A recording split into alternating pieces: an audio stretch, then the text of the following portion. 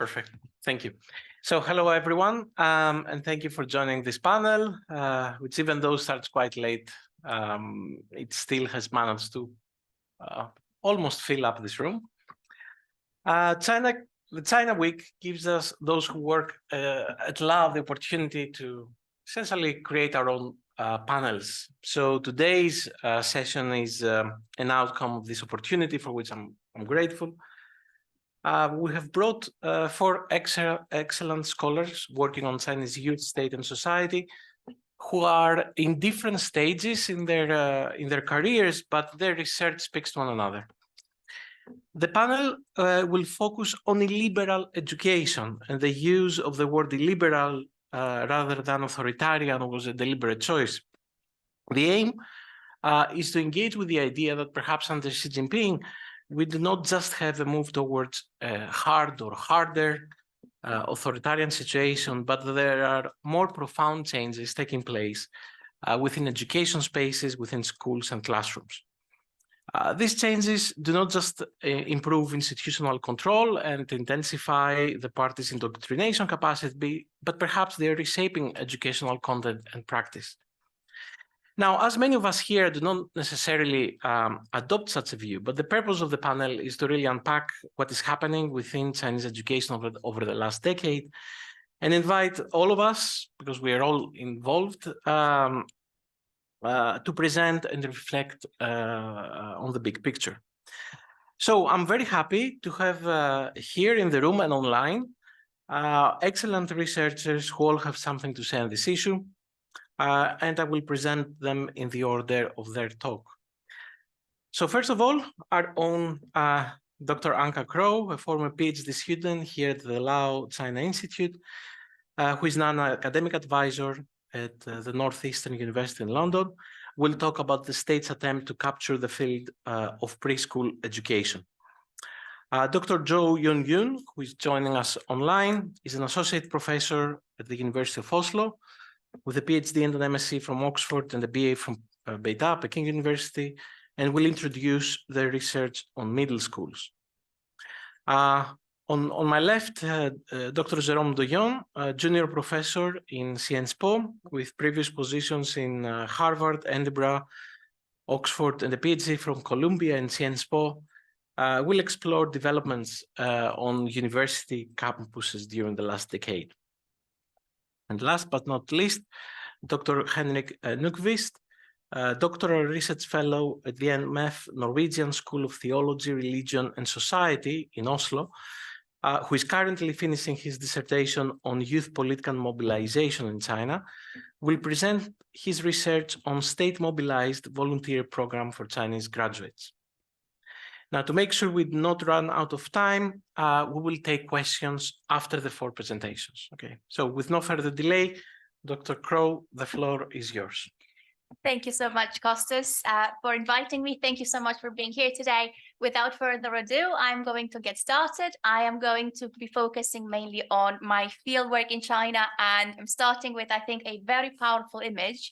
It is taken this year. It's the celebration of China's National Day at a private kindergarten in Shanghai, and it actually shows how strong, the push for patriotism and the celebration of traditional Chinese culture has become, as well as in celebrating China's military power at kindergarten level. Just a little bit about my own background, apologies, here we are. What started my interest in early education? It was my own work in China as a practitioner since 2011. At various stages throughout my life, I was teaching at various kindergartens, training centers, early childhood education centers. You can see me there. I can show the children's faces because they were all promotional photos, so taken with the parents' consent. And this is what has given me really this firsthand experience with the world of kindergarten education in China and especially in Shanghai. Just some stats for the people in the audience. And I do not know. Yeah. There we go. So the latest data from the Ministry of Education from 2002 is actually showing that the number of kindergartens has declined by 5,000, but mostly rural kindergartens have been targeted, and this is because of a drop in natality rates in China. However, the kindergartens that are the focus of my research, so kindergartens in cities, they are continuing to grow. And just for you to understand the massive scale of kindergarten enrollment in China, we are talking about 46.3 million children. And the target was for last year for about 90% of these children in China to be enrolled in 3 years of preschool education. And most of this is affordable education. So we're actually seeing that ECE has stopped being the Cinderella story of education in China, and that especially since 2016. So with the 19th National Congress, 2017, the center is investing more and more in kindergarten education because it's seeing it as part of this public welfare, this push for quality education, and also to incentivize people basically to have more children. Thank you. There we go.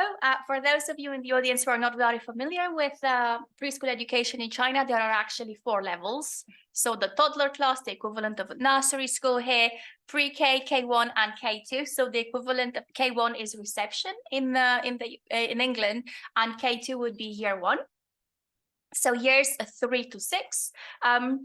And this is where my focus was. Also, in terms of the types of kindergartens, there are mainly 2 types. The public kindergartens that are still ranked, but from my fieldwork and interviews in China, I think in the future, the government will phase out the ranking of kindergartens because it's, again, promoting affordable quality education for everyone, and having ranked kindergartens is counterproductive to actually disseminating that message. And the fees that you have up there are for Shanghai. So basically, level 3, which are the lowest level of kindergartens, are pretty much affordable.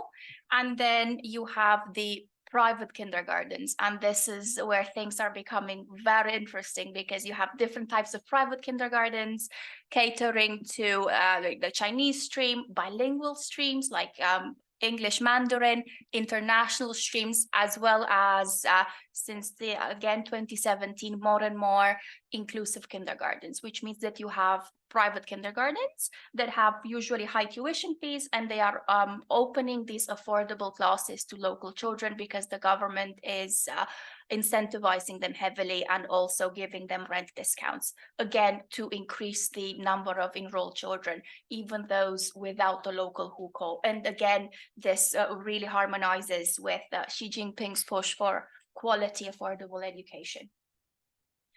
And yes, these again are pictures from my fieldwork in Shanghai. I spent the whole year there between 2017 and 2018. I actually observed, I had the privilege of observing 5 very good kindergartens. 3 were level 1 public ones, and 2 of them were elite private kindergartens with a bilingual English Mandarin stream. And the innovative bit, I think, of my research was that I was trying to assess the dissemination of citizenship education, especially patriotism and traditional Chinese culture, by observing 2, I think, the most important holidays, China's National Day and the Mid-Autumn Festival, and then the Chinese New Year with the Lantern Festival, and then to see the connections, and if you want the synergy, and also the clashes between, if you want, the Chinese dominant discourse and global discourses. I looked at Halloween and Christmas for quote unquote Western holidays, but what I saw in my observations was that what was being disseminated was this mainstream American understanding of Halloween and Christmas. I also conducted in-depth interviews with local officials, with kindergarten staff, collected around 190 parent questionnaires, analyzed, because the equivalent of WhatsApp in China is Weixin, is WeChat. most kindergartens promote themselves online, not so much on the internet, but using an official kindergarten account. And this is what I analyzed. And one of the most important findings I realized was that all kindergartens since the 19th National Congress are promoting this image of political correctness. So this emphasis on patriotic activities and on promoting traditional Chinese culture, even though, during my observations, they were also heavily celebrating Western festivals. They were not heavily promoted online. So again, we're already seeing from 2017-18, the self-censorship in the image that is being disseminated online. And the way I visualize the relationship in terms of power hierarchies between Beijing, the center, and kindergartens, you see there in the center, you have public kindergartens, very much under the center's control in terms of the youth curricula, the activities being promoted, the pedagogies the teachers use. And here we have two main actors at local level. So the center is working and national legislation is implemented at local level through the local jiaoju, so the local authorities, as well as the Communist Party branches. And I don't know if you know this, but in every public kindergarten, there is at least one representative of the CCP who is making sure that what is being taught is aligned ideologically and also from the point of view of, the local legislation with what the center is aiming at. And I think slowly this will also be the case in private kindergartens because we are seeing a lot more control also in terms of the daily routines in these kindergartens, where we see a bit of Foucauldian disciplinary power at play. And here we have it. It's very interesting because my research took place right, during and after the 19th Party Congress, but what I saw was changes in legislations and changes in kindergarten life taking place from 2018, 2019 onwards. But already in 2017, I could see a bit more reticence in me being there, observing kindergartens, interviewing people. The findings regarding the ideological alignment of, Chinese teachers in public kindergartens were, pretty much, they were not extraordinary. Basically, in my interviews, even though I knew quite a few people from my time working in China, they were quite weary. So they basically mirrored what was expected for them to say, the dominant discourse. And also in terms of activities, there was this absolute focus on promoting patriotic activities and traditional culture, including these, like celebrations of one being a little soldier. And I have actually some very powerful images to come.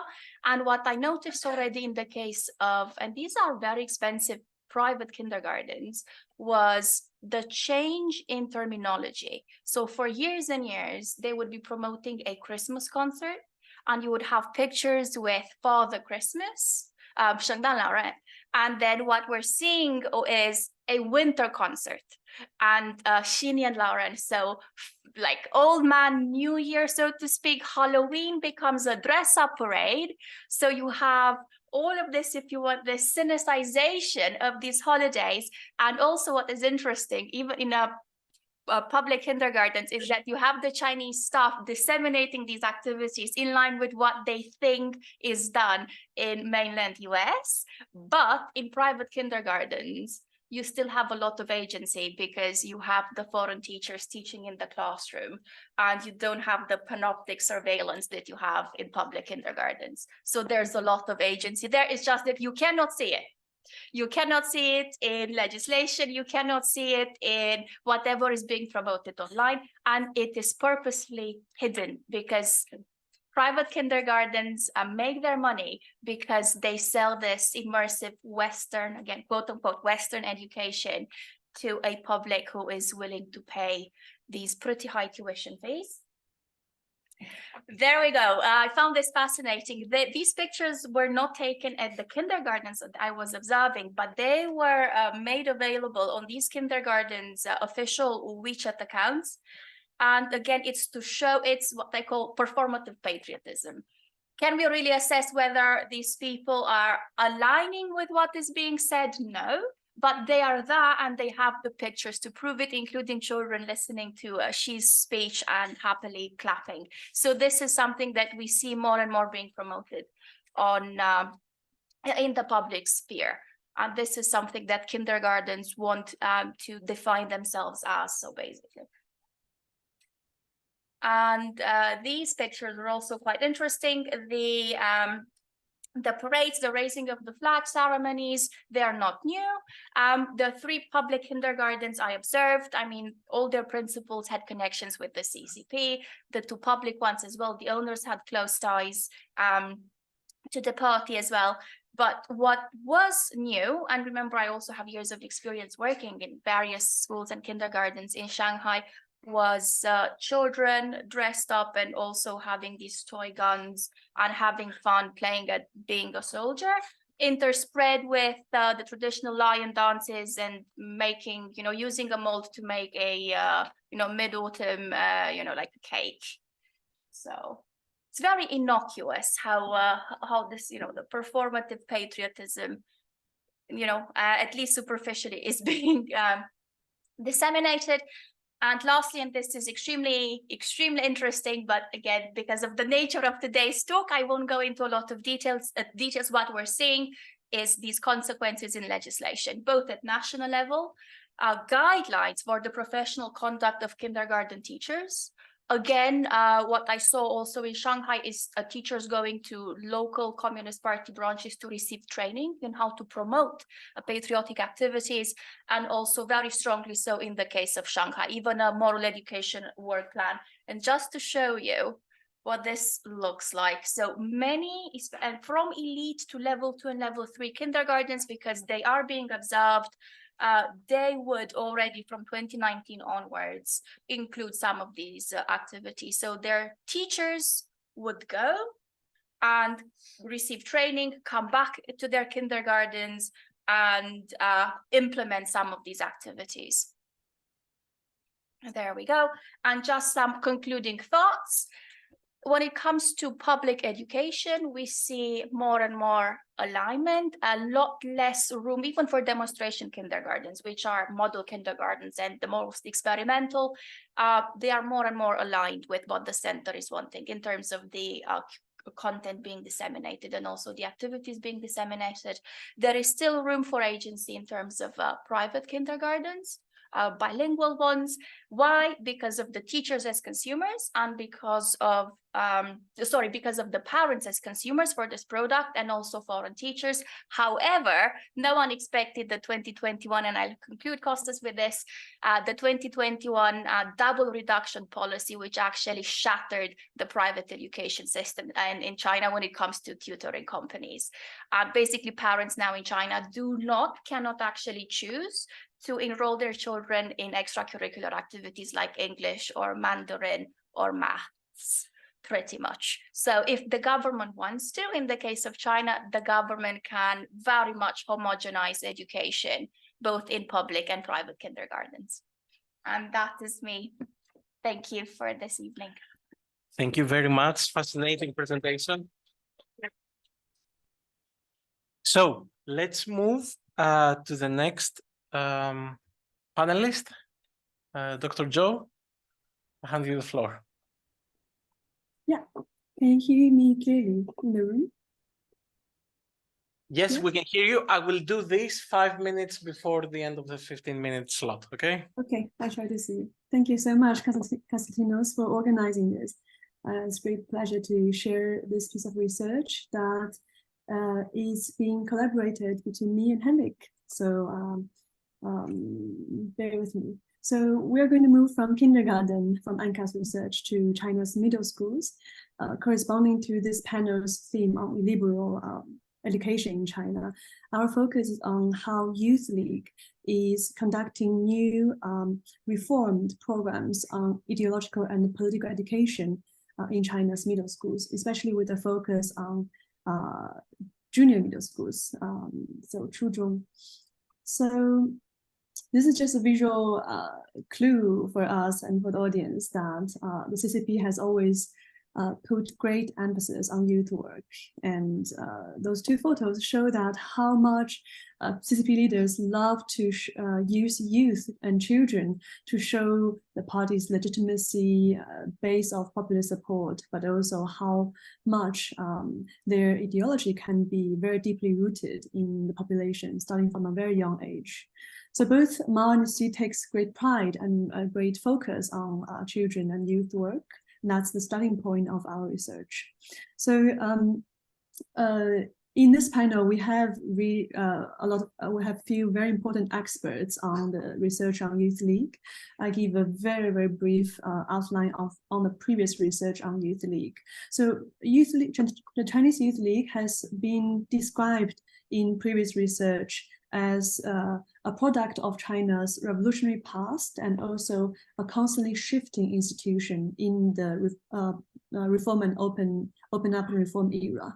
And this is research done by Sofia Graziani, but also Jérôme Doyen in front of you. He's also done extensive research on how Youth League is serving as a political network for young cadres to become socialized and politicized into eventually the party state positions. And eventually Youth League also serves as a promotion channel for them. And this has been extensively explained in his books, and articles. And beyond universities, Kostantinos' book and also work has also described and elaborated on how Youth League also serves as a means to mobilize the conception of juniority. And this can be seen from Youth League's various strands of youth work. So Henrik and I, we wanted to build on this body of research, but we realized that there is a bit of a gap in the Youth League research, and that is the lack of research on Youth League activities in the middle schools. We acknowledge it might be due to the lack of access, difficulty with finding fieldwork entrance, but also ethical considerations, interviewing and doing fieldwork with middle school students. But despite that, we decided that it's a needed piece of research. And we noticed that under Xi Jinping era, the Youth League has been again put under the spotlight and has been criticized by Xi Jinping himself as being the stepping stone for cadres, or being bureaucratic, nepotistic, hedonistic. So a lot of negative commentaries there. Yet the Youth League has not been completely abandoned. It's still very much presented as something very essential, very crucial to the political system in China. So we wanted to meet this gap in the previous research. And in order to do so, we asked two questions. First question is, what kind of political and ideological curricula do Youth League branches actually introduce and implement in middle schools, especially in the last wave of reform? And by middle school, we are emphasizing students ranging from 13 years old to 17 years old. Although most students try to enter or compete for the Youth League membership in junior middle schools, so meaning from Chu-1, Chu-2, Chu-3. It's much more rare to see students kind of being very active in senior high schools. The second research question we have is, how do teenage members of the Youth League engage and respond to the politicized content of the new educational program?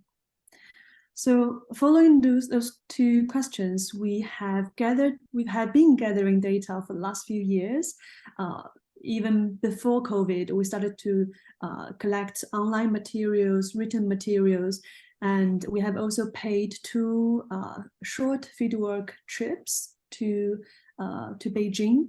So our target and main research subject is a district-level Youth League branch in Beijing, as well as a elite middle school and the teacher and students within that school. And we've collected a lot of handwritten essays from students, and also policy papers, also social media content published by those youth league branches and this middle school specifically.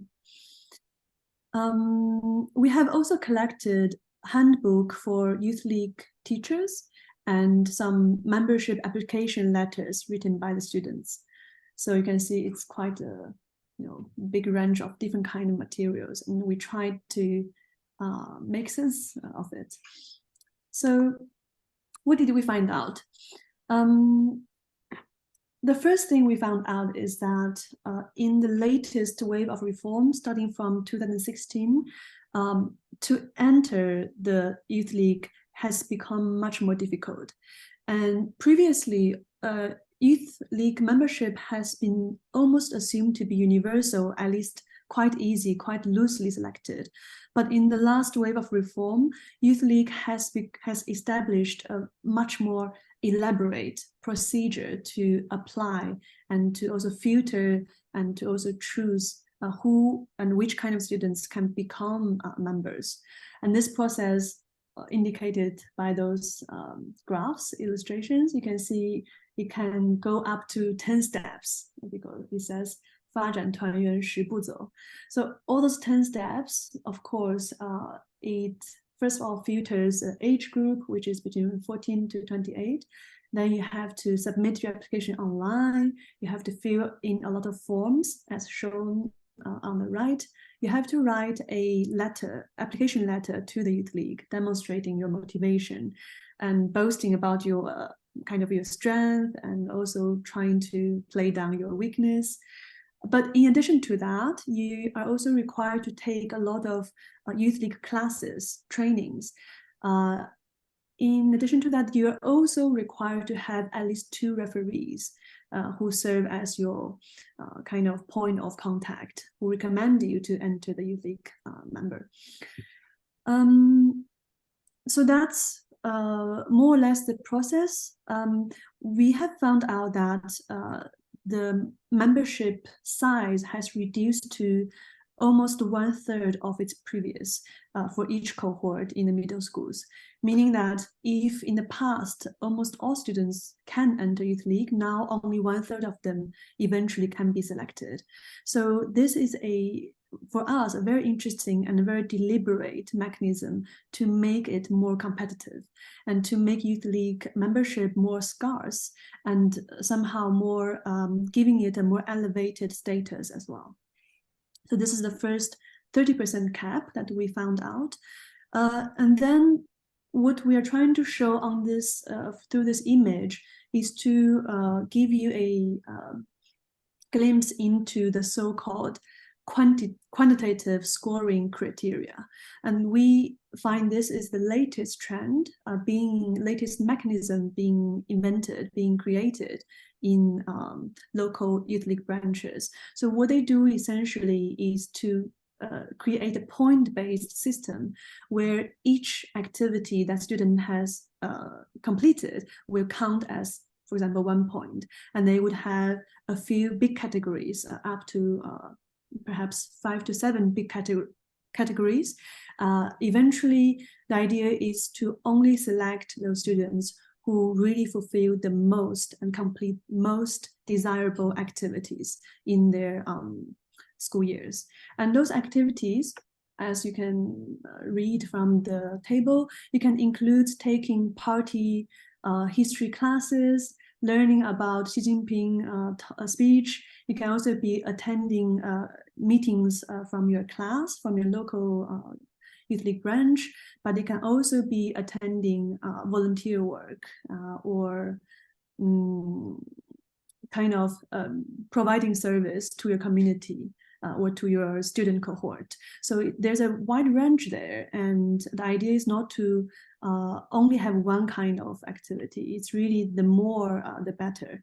But again, this kind of quantified mechanism for Henrik and I is quite shocking, and it's of course very elaborated.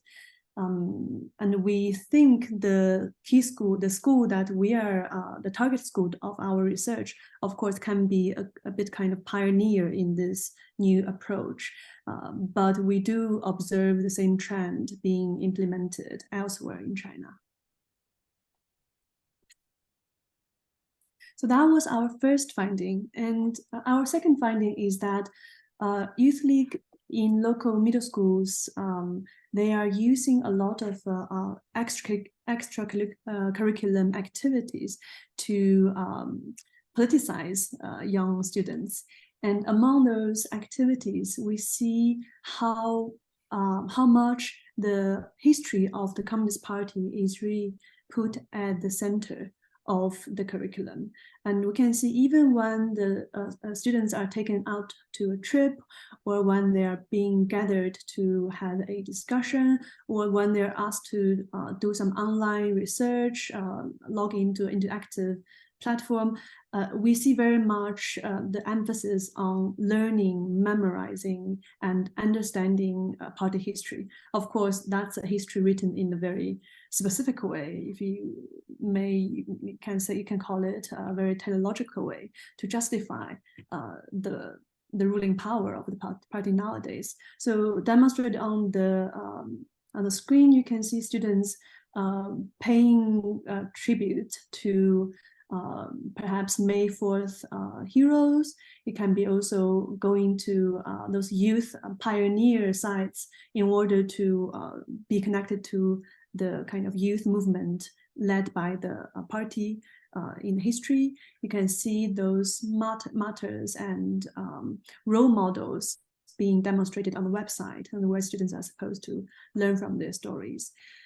And we see the fact that this kind of hero worshipping and the re-emphasis of history is not only serving a kind of a role model effect, but also pushing students to talk about the past in a certain way, and to really narrate the past and present of China in a certain way.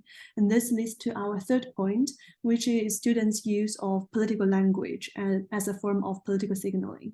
So we have collected quite a lot of written materials from students, and among those materials, we find it quite shocking that students can, even from the age of 13, 14, they can use political terms or phrases in such a mature way.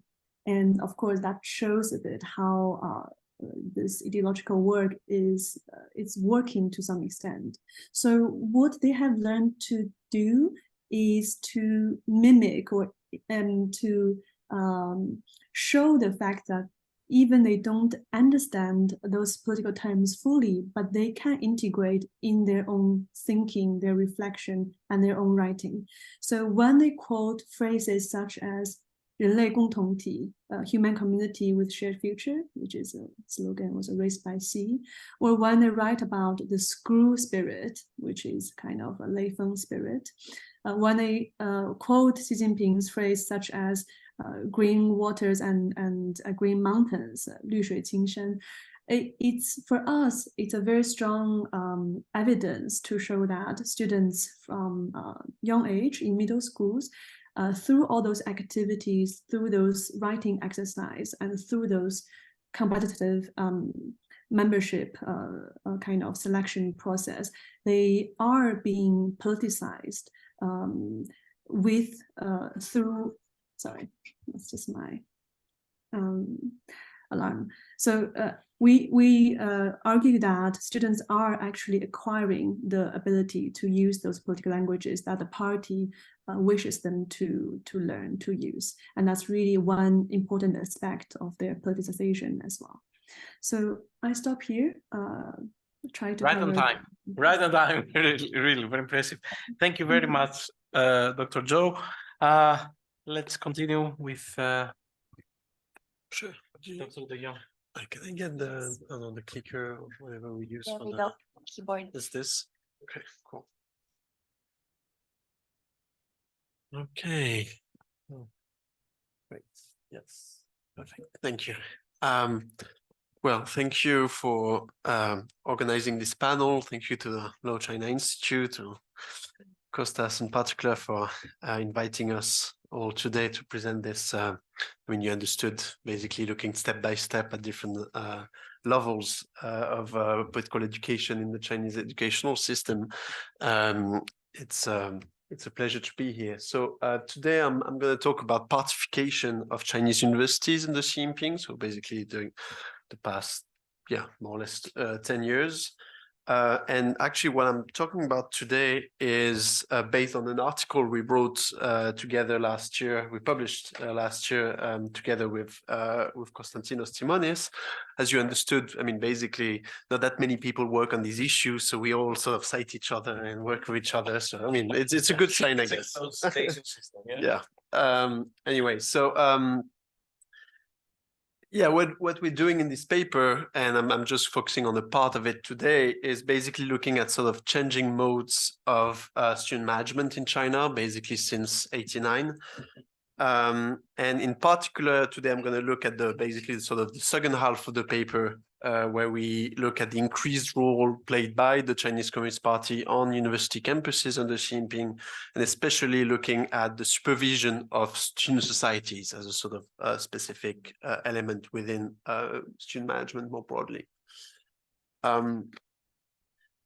So what we tried to do is basically to put ourselves in the shoes of CCP officials and think about their objectives and fears regarding student management. And one of our starting point was actually a labor dispute, so not really student related from the get-go.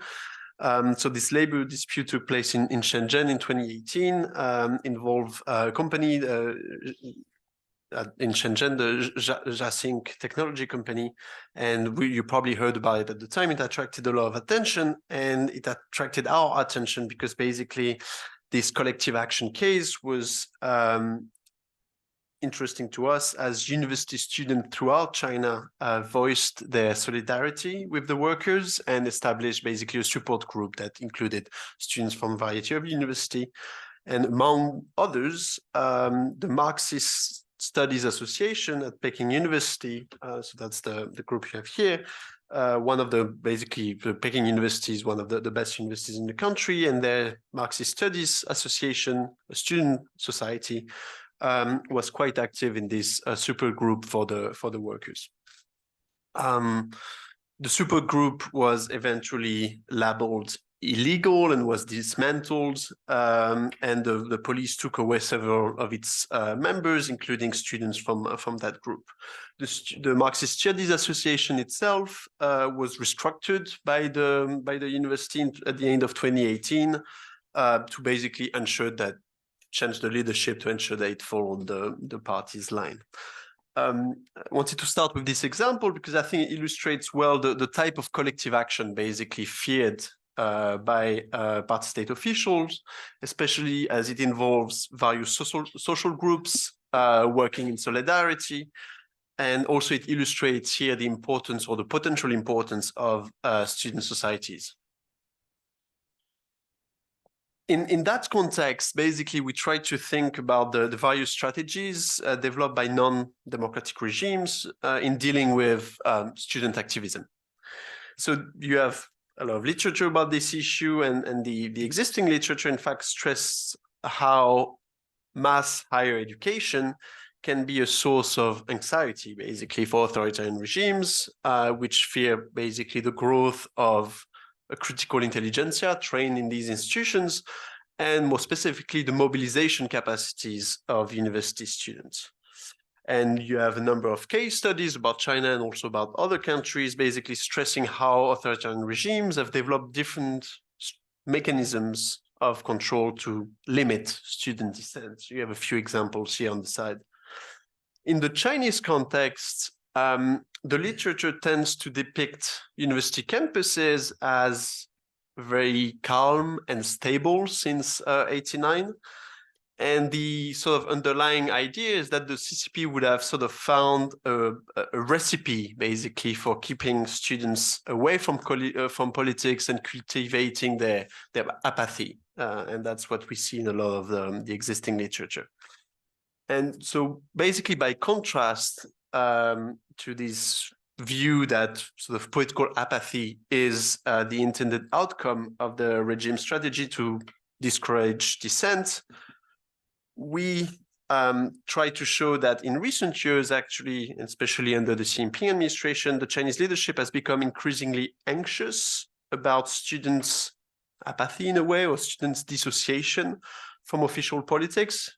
Basically, it fears that instead of depoliticization, apathy might translate into alienation from official channels of political participation and lead to a sort of increase in informal participation. And the Jiaxing support group is a sort of good illustration of that.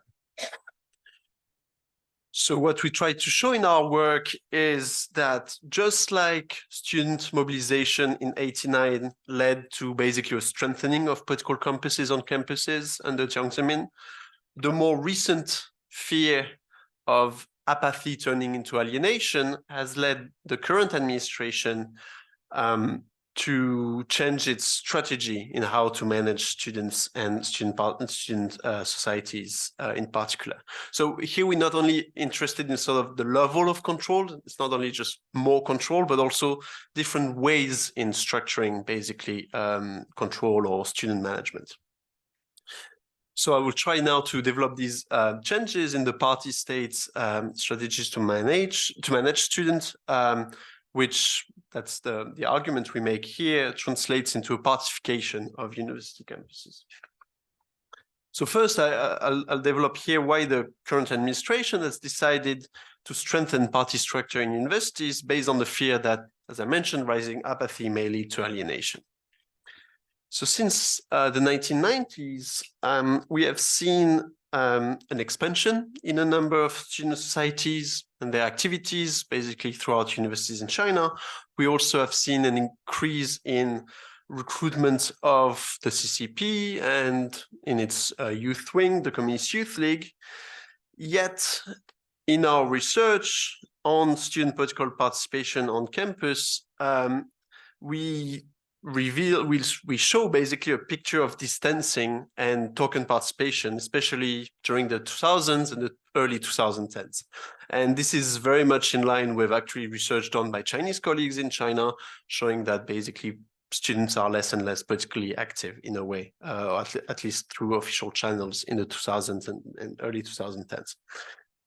And this distancing is actually perfectly clear when inquiring about sort of students' participation in the activities organized by the most sort of official youth organizations, especially the Communist Youth League that Yunyun just talked about at length, so which is the main youth organization of the party. And here, just to illustrate this point, you have the results of a survey conducted in 2 universities, actually by Kostantinos in Beijing in 2010, just to illustrate what was the sort of the picture at the time. And basically asking students how often they participated in youth league activities. And in both cases, we see, in the cases of the 2 universities, we see that students either sort of rejected the youth league activities or chose to participate very little. Basically, the youth league organizes activities very regularly, every day, every weeks, and less than 20% of the students stated participating once a month, and actually a lot of them just didn't participate at all. In the same survey, actually, students were asked to compare the youth league to less official student societies in providing support for their student life, and students in general clearly saw the youth league as playing a lesser role in supporting them compared to sort of basic student-led organizations. So how has been this? How was interpreted basically this trend by Xi Jinping and or his administration after he took power in 2012? So we saw that during his first years in power, and that very much echoes what has been said about very other levels of the educational system. Xi Jinping has basically repeatedly expressed his concern over the political socialization of young people more broadly, and their lack basically of political consciousness and activism. And this renewed attention to young people's sort of activism and loyalty to the party state was translated into what is sort of a new strategy regarding university students, at least. First, we see basically a reinforcing of political thought work. So ideologically ideological education, sorry, in particular the two courses system that probably a lot of you are aware of. It's basically mandatory courses in Marxist ideology and morals that have been implemented, for a long time. It really structured after 89. This whole system has been expanded, and student attendance and participation is now closely monitored. Second, also the party has, and this has been developed by Yunyun, criticized its own youth league, in basically saying that it was increasingly remote from the sort of ideological role it was supposed to play, and therefore it has stressed the need to increase party control over the youth league and to refocus its efforts towards ideological mobilization. And thirdly, the administration has been pushing to strengthen party organization on campuses. So that's a key element of what we call partification on campuses. The idea that party branches are becoming more and more active in academic matters, monitoring the behavior of academics to ensure their morality or their political correctness. So there have been basically inspections in universities to show that party branches were not doing their work. And since 2018, a lot of reforms have been implemented in that direction. An important one is to make party branches heads leaders on two fronts, where now they are in charge of both political and academic matters and are supposed to evaluate staff, academics based on these two variables. An academic interview at that time basically was stressing the pressure that adds to their work. Basically, not only the sort of overarching surveillance, but also potentially surveillance from students in the classroom. And now also we have to report to the party organization what is being taught. So we see more and more party presence, but I wanted to just take a few minutes to talk about party presence among student societies in particular. And to illustrate this, basically we look at, so that's what presented on the table here, basically changes in how student societies are managed. And this is based on changes in regulation at Peking University between 2006 and 2019. I'm not going to go through all of them. The most striking points basically are that while the party was never mentioned actually in this regulation dealing with student societies in 2006, now it's clearly stated that student societies must implement the party's educational policy. Also now, every society should be led by a youth league or a CCP member. That's also a novelty. And finally, each society has an academic supervisor. That was already the case, member of teaching staff. But now the party committees will basically evaluate the work of this supervisor. So we basically add party monitoring over all of this. So what does that mean? I'm basically going to finish on this. The strengthening of the party organization on campus has a few implications, but what we try to show in this paper is that we are moving away from a sort of corporatist model that was prevalent until now, and that gave an important role to the party's own secondary organizations, particularly the Youth League, which was basically entrusted by the party to supervise student union, student societies, and so on. So that's the model you have here. So the Youth League was really an important intermediary. The emphasis now is put on the development of party branches and party monitoring over student societies in particular. And the Youth League itself is barely mentioned in recent policy documents about political work on campus, for example. What it means is that while the former sort of corporatist setup allowed for sort of limited autonomy to various organizations on campus, you had this sort of layer of indirect control of the Youth League over student societies and so on. And in turn, the Youth League will provide some autonomy to lower level structures such as student societies, because it was a way to sort of expand its social reach, potentially find new sources of funding. It gave some flexibility. Now with partification, we see the limits of this autonomy, the idea being to strengthen a party's direct control over social actors. Just a final word, if I can, on the potential sort of long-term effect of this trend towards partification. Of course, as I mentioned, this strategy initially has been developed to enhance control and limit political apathy among the students. Actually, we tend to think that these efforts may actually further alienate individuals and groups from official channels of political participation, basically by further restricting the autonomy of social organizations in general, but student societies in particular. The regime may well push young people even more in a way towards other channels of political participation. And I think the white paper movement of 2022 against the zero COVID policy, which emerged as a quite a spontaneous movement in a number of campuses outside of officially recognized channels of voice or voicing concern, is probably a good illustration of such form of sort of unofficial political participation. I'll stop here. Sorry, it was too long. Perfect. Thank you very much. And now we will move to young graduates, right? Because the interest of the party in educating young people doesn't stop with university, right? So, Henrik, Nykvist, pass the floor to you. Thank you very much. And thank you to organizers for inviting me here. I'm really happy to be here. Even though it's raining here, it's like so much better to be here than in Oslo. It's like minus degrees there now. So yeah. So we've been talking about kindergarten and middle schools and universities and students and what happens after your studies, unemployment. So I'm going to present a paper I'm working on. So this is work in progress, so please bear with me. I'm just going to focus on the overarching theme here and not go too much in details. So the working title for my paper is Go West, Young Han. And Han here is a wordplay on the Chinese minority, which the largest one is the Han Chinese. So the theoretical framework for my paper is state mobilized movement. I will not go too deep into that because it's, could be a little bit too nerdy. So just give you a background on when talking about youth here to give you some numbers.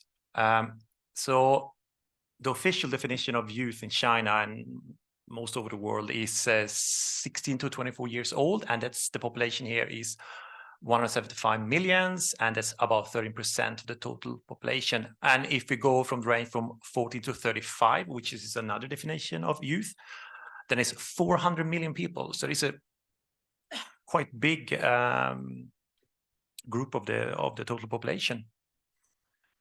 So the approach, the background for my paper is youth unemployment.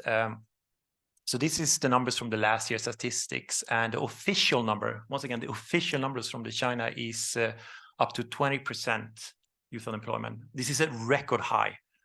In reality, it's much, much higher. It could be at least 25, 30, we don't really know. In the same year, in July this year, they stopped publishing the official numbers for several reasons. One of the reasons is that it could lead to social unrest in China. If we compare these numbers with other major economics, you see China is on third place after Spain and India. But once again, in reality, it might be number one here. We don't know. As Jerome already mentioned, mass higher education is a huge danger to autocracies, regimes. The Tiananmen Square 1989 is the party state know about this in China, of course, still. And we have the Sunflower Movement in Taiwan and the Umbrella Movement in Hong Kong, quite recent. And as Jerome also already mentioned, we had this happening last year, the White Paper Movement. This is the paper by Jerome and Tsimonis, by the way. I could recommend everyone to read this. It's very, very important paper. So yeah, they are very, very concerned about this group of the population, the intelligentsia. At the same time, Xi Jinping have over and over said things like a nation can thrive and prosper only when it places hopes on its youth and maintains the youthful vigor this is just one of many quotes. It's all about youth should work harder, study harder, and things like that. And in reality, we see another kind of, how to say, movement in China now. One of the most famous one is well known is the Tangping, which is a direct translation meaning lying flat. It could be seen as a reaction of the 996 working hour system, means working from 9 to 9, 6 days a week. This is something that Jack Ma, Alibaba have, talking a lot about. It's very important that Chinese people should work like this. It could be seen as kind of equivalent to some kind of hippie movements here in the West that we had in the 60s. So there is tension, as Jerome already mentioned, there is tension building up here between the youth and how to say, the government, the party state. But it doesn't stop here. It gets even worse. This year, in June, a record of almost 12 million Chinese students graduate from universities in China. This is all-time high. Never before has been so many. And we struggle, as I said, more than ever to find relevant jobs. There are jobs in China, but most of them want to have a job that's, how to say, equivalent to the major is called duiko in Chinese. Should be at least something, not like working blue collar work or something like that. But it's hard to find. And the government is really concerned about this. So they have a lot of solutions. And one of the most common one is to encourage university students, graduates to do startups, companies, or enlist in the army, or participate in long-term state-controlled volunteer programs. That's the focus of this paper. I'm just going to keep it really simple. I'm going to do it classical what, how, why. What are long-time state-controlled volunteer programs in China? And how does the party mobilize student participate in this program? And why do Chinese graduates sign up for this? So this is like the three main questions I'm going to try to answer. Okay, so the empirical data for my paper here is fieldwork in China 3 times, 2016, 18, and 19. I have about 30 interviews with former volunteers from 4 different universities in China. These are based in Beijing, Shanghai, Henan, and Yunnan. And I also had some interviews with CCP cadres that are responsible for implementing these volunteer programs. And of course, done some typical policy document analysis. Just going to check the time. Okay. So I call this Down to the Countryside Movement 2.0. I'm going to talk more about the original Down to Countryside movement that we had during the Cultural Revolution in the 60s and 70s. So the Chinese Communist Party identifies its graduates as talents. It's called Renzai. And you're kind of expected to serve their country through the efforts and help China moving up to the global supply chains. And there are many volunteer programs in China right now. It's just getting more and more. And some of them are from 1 day, 1 weekend, 1 week, up to 3 years. 3 years is among the longest. And my paper focused mainly on the graduate students volunteer plan in Western China. I think we have a lot of Chinese people here in the audience. I guess if they're in the mainland Chinese here, I guess you have heard about this program. And we have a triple restricted program. One of the oldest here already goes back to 1997, 3 assist, 1 help. And we also have the more elitistic one, the assigned graduate system, where it's more for the elite. And this is most commonly known at Tsinghua University. And you're supposed to go to Western China to work mainly within education, health, or agricultures to help, alleviate poverty. It's really hard to find official numbers for this. It's very, very sensitive. I will come back to this later. But we have some numbers from 2017 here. 80,000 college graduates from 1,876 universities apply for the Go West program, the first one. That's the first one, graduate student volunteer plan in Western China. In general, about 10 students for every university gets selected. It's really, really hard to get selected for these programs. According to my findings now, some students do short-term volunteer programs just to be able to apply for the long-term volunteer student program here. So because of unemployment, it's getting easier and easier for the government to get students to enroll in this program. I will come back to more to this later, why they sign up for this. And here's a typical policy, and this is actually 20 points. It's 5 different policies here, and I will come back to this as well. This is very typical Chinese political bureaucracy. They just combined a lot of policies and program into one.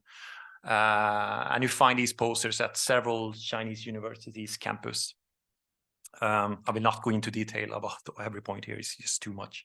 But it's everything from, you know, joining the army, sign up for volunteering in the state-owned enterprises and things like that. So we're talking about here, Down to the Countryside movement. This started in 1962 during Mao Zedong, and they sent about 19 million Chinese youth to the countryside to help the peasants. And it was designed to eliminate urban unemployment mainly, and it was also ideological transformation of urban educated youth, and also to help rural development here. And there's 2 leading scholars here. One is called Thomas Bernstein, and the one is Michel Bonin. I think he's French. Sorry for my bad pronunciation. This is really interesting because Bernstein emphasized mostly on unemployment. The reason why Mao Zedong sent all the youth to the countryside was mostly to get the youth out of the cities to ease the pressure on the labor market. But new data here from Bonin, he says, like, no, it was not so much about unemployment in the cities, because as much youth is sent to the countryside, they also invited workers and peasants from the countryside to work in the cities. So they just pretty much say hi to each other on the train. So according to Bonin, it was pretty much only ideological transformation. And I think we see something like this during Xi Jinping as well now when he sends out. I have to move forward. And I really liked the quote here from Bonin. Chairman Mao sent you out here to be re-educated by us, the peasants. So if we tell you to eat shit, you eat shit. Most of the Chinese youth back then had a terrible time at the countryside. I don't think we have time to go too much into this. But anyway, during the 1990s, there was some reforms from the state-owned enterprises. They closed down a lot. There was huge mass employment. And one of the things they did was to open up the enrollment into the higher education. They have different projects here, 2111, 985. It pretty much simply it's different rankings of universities in China. The guy there on the right is me, by the way.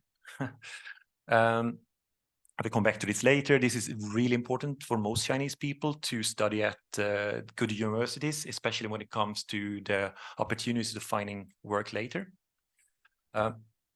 So yeah, at the same time as they expanded the enrollment in universities in 1999, they opened up this policy, go west. So pretty much the whole red region here is the western part of China. It's, how to say, it's underdeveloped compared to the east. So that's one of the reasons why they want to send youth over there.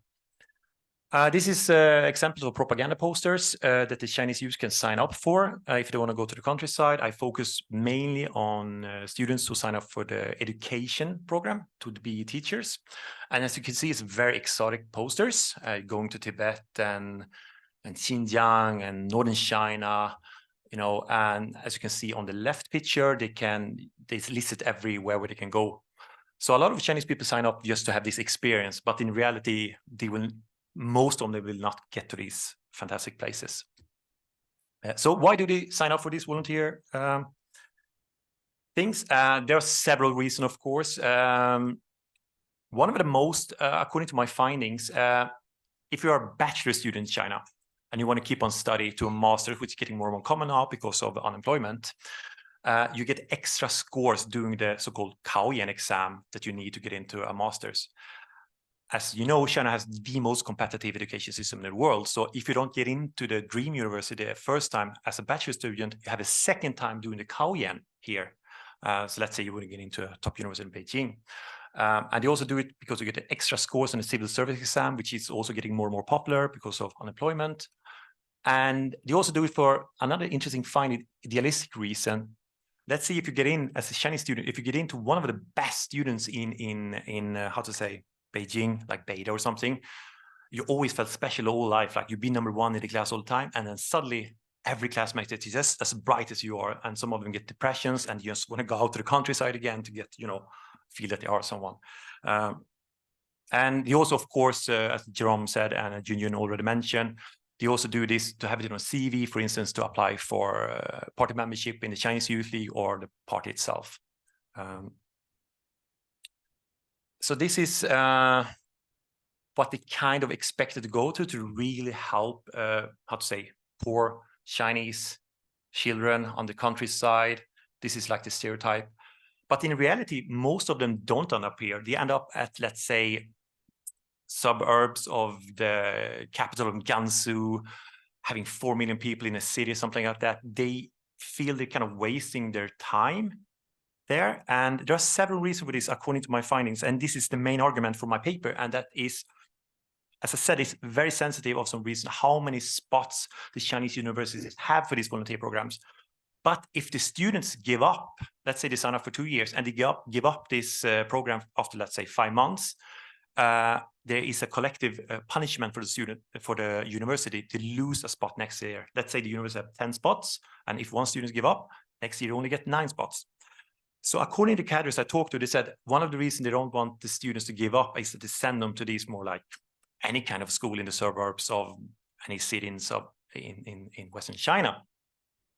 And they also said Chinese youth today are so spoiled and so fragile, and because of one-child policy, so they can't tackle this kind of harsh environment. They get sick and they get, you know, miss their mom and dad. That's what the cadre says. I don't say it's like that. So there's a combination of many things here, and I have to run out. And another interesting thing here, I will not go too much in depth to this, but there's more and more departments working with these volunteer programs in to China. This is really complicated, and this is kind of the core of my theoretical debate. And the theoretical framework for my thesis is state mobilized movement, and I've read pretty much everything in this field, and I was lacking one concept, one argument here that kind of explains everything, and I find it.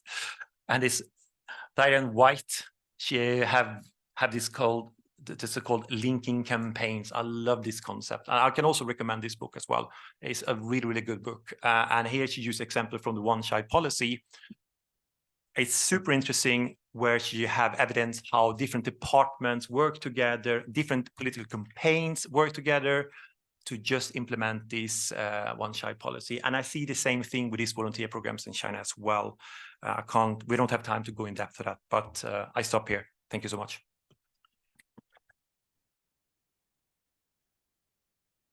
Thank you very much. So I have lots of questions, but I would like to open the floor and invite you all to make a brief question, or even if you have a statement or a reflection, because I understand that many of you have actually experienced at least one of those stages of education in China that we talked about today. So, yep, the lady at the back. Yeah, hi. Actually, please your name and yeah. your affiliation. Okay, my name is Yan Zhang, and I'm a student from China and Globalization Program. May I ask Professor Zhou a question? Yeah, I used to work in a middle school in Shanghai, and I found an interesting phenomenon that they no longer use the word class to describe a class, which means they don't call them class 1, class 2, class 3. Instead, they use the phrase like young pioneers group 1, group 2, and the Chinese Youth League branches 1, branches 2, branches 3. And this is a kind of a hidden rule.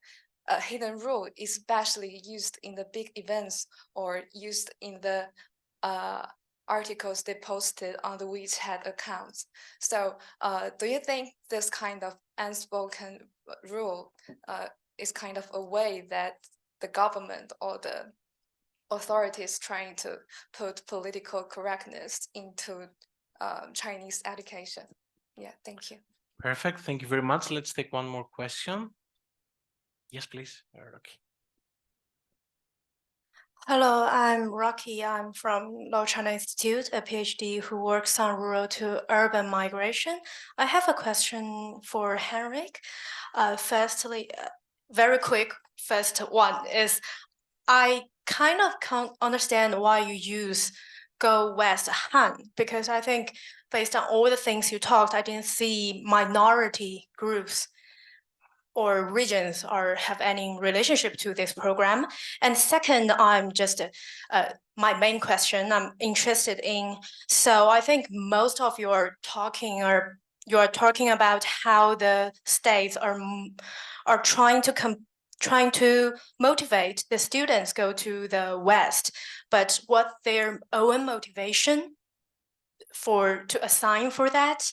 I think we didn't hear much about these, so it would be good if we could hear more about that. Thank you. Perfect. Thank you very much. Dr. Zhou? Yes, thank you very much for your question.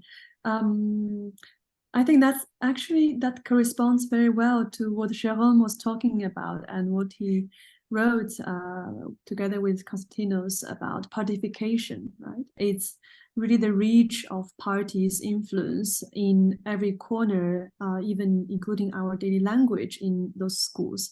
So when you stopped calling each class a class, when you only call them like Youth League Branch 1, 2, 3 or Youth Pioneer 1, 2, 3, that language exactly is what we are arguing as. It's a process of internalization of the politics. So I think what you have observed is exactly the kind of phenomenon and the tendency that we are observing, that the party is really reaching out deep in those young people's lives. And imagine one day that you cannot call your classmates by names, but you can only call them by Youth League member 1, 2, 3. And that would be, of course, very 1984 kind of dystopia. If I may insert just one small question since I'm talking, I wanted to ask Jérôme about which body in the student management in universities have managed white paper revolution, I mean the protest counter zero COVID, since you mentioned this changes in, I guess, power structure. Perfect. Henrik? Thank you for the question. The reason why I use the wordplay Han is that, of course, any student, and doesn't matter what kind of ethical background they have, can apply for this program, but it's more like they're going mostly to minority areas and they receive pedagogical training. One of my arguments in my paper is that it's kind of Hanification of the minority areas. This is a weak argument because I don't really have, how to say, empirical data for that, but it's also they are supposed to spread, how to say, Jinping thoughts and things like that. They have training before they go in there and teach, no matter what kind of subject they teach. So that's the reason why I mentioned the Han. And it's according to my interviews, they always said like the Han, because they said very hard to get into this program, you have to do interviews and you need grades and things like that. And they said like the Han students often get chosen over the minority. And I also heard arguments like if there are two students with pretty much the same similar background, you often take the tallest one. You just go by the looks as well, they said. So the second question, the motivation here, yeah, I mentioned something about idealistic reason, like they want to go to actually do a change in the countryside and to provide how to say, education for these poverty strict areas. And but also another interesting thing that I didn't mention here is that a lot of students want to enroll in the university system as long as possible, and they want to stay in a city like Beijing or Shanghai or something.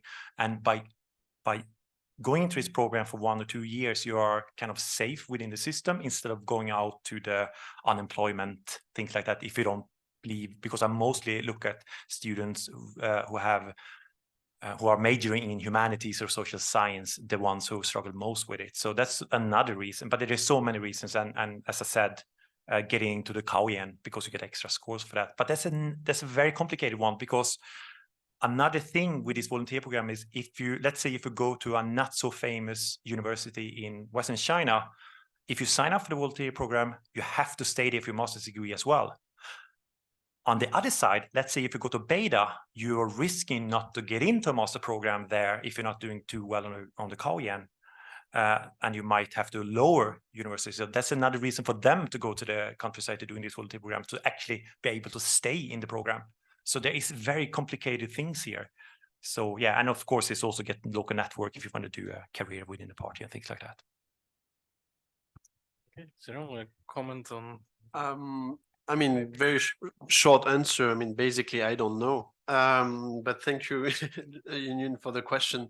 I haven't done fieldwork on, in universities after 2022, so I don't know exactly. From the sort of informal conversations I have with students about this, I mean, Fudayu, and so student counselors definitely played a role, but more in sort of, one-to-one interactions, trying to discourage people to like take part and things like this, or bringing people back to dorms and things like this.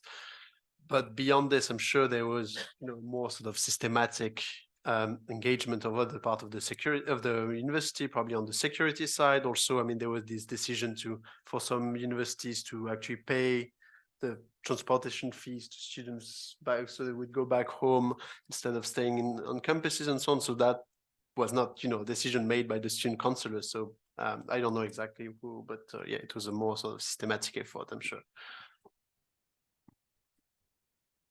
Right. Other questions? Oh yeah, please.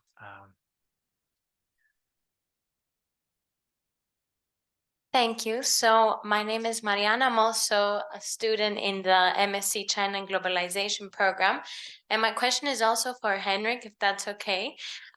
So I've noticed that a lot of foreign young people are going into China to teach English, a lot of the times in public schools, but not only. And I was wondering if that's part of these types of volunteer programs, and if so, do you think that there's a difference or a preference with employing foreign teachers as opposed to Chinese teachers for English? Because I just had a conversation like an hour ago with someone who did that, and he was saying you have many more chances of getting in if you're actually not Chinese. So is it part of that program? And if so, do you think there's a preference? Okay, good. Let's take 2 more questions. Dr. Goodburn. Sorry. Yeah, okay. One more and then Dr. Good. Yes, please.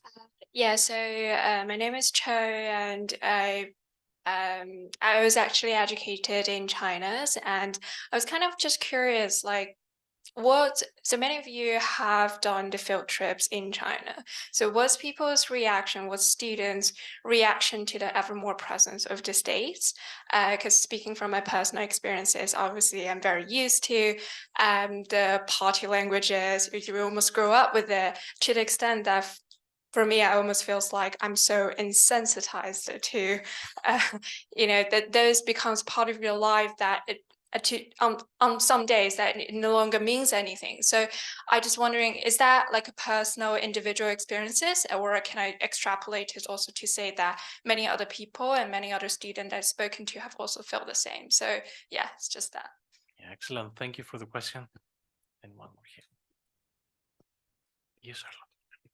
Thank you. Charlotte Goodburn from the Lao China Institute. I have 2 questions. And again, sorry, we all seem to be targeting Henrik. One is a quite specific question for you, and then one is for all panel members. The one for Henrik is, I was interested that you drew this parallel with the 60s and 70s sent down to the countryside youth. And I liked your quote about the peasants saying, if we tell you to eat shit, you eat shit. But I guess my question then is there a parallel there? Because the ideological education was the other way around, right? In the 60s and 70s. So now when you're seeing these graduates being sent to the countryside, they're not being sent to be educated by the peasants. They're not eating the shit that the peasants tell them to eat, I assume. They're the ones doing the education. So that's just a kind of clarification that I will be interested in your thought on. Question for the panel in general. I'm very interested in this idea that if you introduce mass education at the university level, it poses a threat to autocratic governments. I am not sure how convinced I am by this idea, in part because from looking at China, you know, China, I believe China is one of the only countries in the world that when you look at the university educated population, you find higher levels of patriotism compared to countries with lower levels. You know, in most other countries, the more university educated population, the lower the levels of patriotism. And I think China is an outlier there. So I wondered about your views on an alternative theory for that. I mean, I guess I'm also interested because this runs through all levels, right? We started with kindergarten education here and we went through to graduate. I'm presuming the state's not scared of the 5-year-olds are going to all start protesting. So is there a possibility here that what's going on is not about neutralizing the possibility of protest, but actually about education, something really fundamental in the way that these students and graduates are being educated rather than neutralized? Thank you. Okay, very interesting. So, Henrik, I think you have a few questions, and then I will ask each of the other members of the panel to reflect on the broader question by Dr. Goodburn. Okay? Thank you for the question about the foreign teachers volunteering in English teachers. I don't know. I've been thinking about the same because I have some friends who actually signed up for this program, but I know they don't really compete with the Chinese volunteer programs. It's different, but I think things change now during Xi. I don't think it's that easy to get into these volunteer English teaching in China anymore, but I don't know. So if I may comment on that, since 2016, 2017, especially in tier 1 cities, it's very clear that only native speakers who are qualified teachers, so you need a teaching certificate and at least 2 years of teaching experience in your country of origin can actually apply and work and have, they're called like qualified, you would get this experts, like an expert certificate, which qualifies you to teach in schools. So if you have people teaching in schools as teachers now in China and they do not have this teaching certificate, they are not native speakers and they don't have 2 years of teaching experience, they do not do it legally. So they would not be employed as teachers. The way around it is to be employed as a member of staff, as an aide, but not as a teacher. In the past, it used to be more successful. Since 2021, you would be working in a tutoring center that was very profitable. Now those have been banned, at least for profit in the core subjects, so you cannot do it legally. Yeah, Dr. Crow can advise on the illegal ways during drinks. Yeah. So talking about eat shit, yeah, you are completely right. During the Mao era, the youth were supposed to go to the countryside to be re-educated by the peasants, and back then it was the middle school students, but very, very young. But today it's the opposite, pretty much. And there is a Chinese expression called "qi ku," eat bitterness, and this is something Xi Jinping really encouraged the Chinese youth to do today because he had a great experience apparently. So he was, you know, yeah. So it's the opposite today. And there was one more question. I think you can take that about what? Exactly. Oh yeah, students can so our students become desensitive. I mean, I think so, but I don't think it's new. I mean, I kind of agree with what you're saying. I mean, I don't know if I'm in a good position. It really depends who you talk to. Most of my work or my field work has been with actually student cadres. So people who are like sort of the vanguard of all these organizations. So they are, you know, specific group in a way, the ones that, you know, buy the most into this, well, language and so on. So overall, yes, but still within basically the remit of, you know, buying into the language and the discussions and the debates and so on. I think there are still changes, and basically one of the changes I was trying to stress is, for instance, for the student cadres I work with, well, partification means more power to the party, less to the youth organizations such as the Youth League and the Student Union, which means less work or less importance for the student cadres compared to party officials who are generally staff members. So sort of less opportunities for them also in terms of career and so on along the lines that Henrik was talking about. So even within the remit of, you know, being co-opted, being involved into the system, there are still changes and so on. And just to, and this, I mean, talks to what Charlotte Goodburn was asking about, sort of, you know, I mean, China is often presented as an outlier So Elizabeth Perry has actually a paper a few years ago about this, about sort of acquiescence in the university sector in China, which is quite rare to compare the numbers you were talking about compared to most other non-democratic systems. And I think, it's just the level of investment put into this. And for me, the 89 shock plays a big role, and probably this this outlier role didn't exist in the 80s, or this correlation between patriotism and studies. And it's really a product of decades of groundwork on this. And yes, you have the education side, so ideological education, that's what a lot of discussion has been about. Cooptation, recruiting people in the party and making sure that they have a stake in the survival of the system. And also what I was trying to talk a little bit about, sort of, the monitoring and mobilization apparatus also. So it's sort of, everything is, working together basically to ensure that, university level, acquiescence with the system, something like that. I would like to, Dr. Crow. I think we could play with the idea of a partified pedagogy here, where that doesn't only serve the purpose of control, but also education. And also part of identity formation, because exactly to counter apathy or resistance at university level, when one's identity is pretty much formed, it's quite hard to resist the core of who you are. You start early. And I think what we've been seeing for the last 5 years or so is the government having this long-term strategy in molding the socialist builders of tomorrow. And where do you start? You start with preschool. You start with young children who do not yet have a clear sense of who they are. And how do you do it? Through these very nice activities, through these stories about heroes, about friendship, of course, socialist value, but we start with friendship, love for the family, love for the motherland, what it means to be a good citizen, and then you continue throughout the entire education sector. So through primary school, middle school, high school, and then university. And I think it's one of those strategies, remember, like with reform and opening up, and you start training those specialists and you have the fruit of this labor, this labor bearing fruit decades later. In my opinion, this is what we're going to see in the future in 1 or 2 decades. These children growing up, going to university, and for the party to derive its legitimacy through these new citizens to an extent. I think definitely more comparative research on the actual methods, pedagogical methods used by the party could be a very interesting area of research. Dr. Zhou, any final comments or thoughts? Yeah, just a quick comment to our last question to the panel. There has been research done on how young Chinese have become less critical and almost like less intelligent after their university years.